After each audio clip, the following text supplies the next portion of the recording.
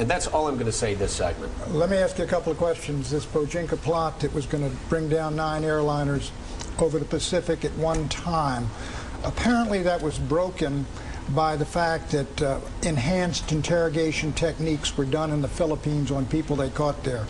Was that immoral to use these on an individual, which you might constitute torture, if it saves 9 passenger planes from going down over the Pacific?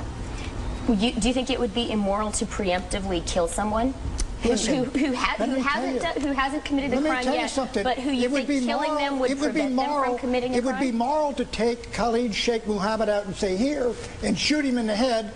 But it's that's because of what he's done already. Exactly, but it's immoral to waterboard him for 3 minutes, but you can shoot him in the head. I'm asking you. I'm saying it's moral to kill him, and given what he's done and what you know he's done, it is moral to impose physical pain upon him, excruciating pain, in order to get information to save lives. Yes.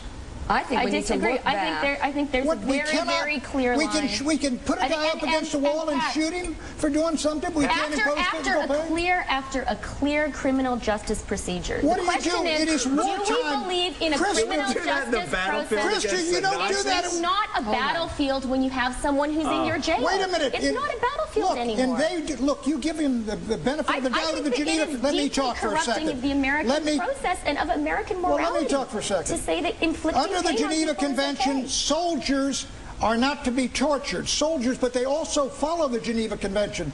These guys fight by killing and massacring innocent human beings. That's their tactic. They don't fight as soldiers, they fight as terrorists. Now, what are you going to do with all those people you let out of Guantanamo? Who are you going to send them to? Saudi Arabia?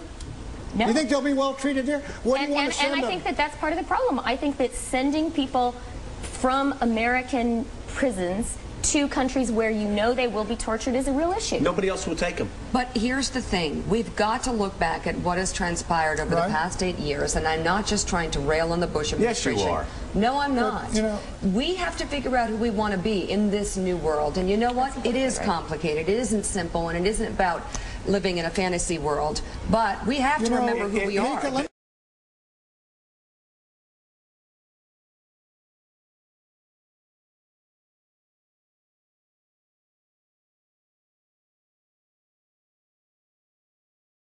But here's the thing. We've got to look back at what has transpired over the past 8 years, and I'm not just trying to rail on the Bush administration. Yes, you are. No, I'm not. But, you know, we have to figure out who we want to be in this new world. And you know what? It is complicated. It isn't simple, and it isn't about living in a fantasy world.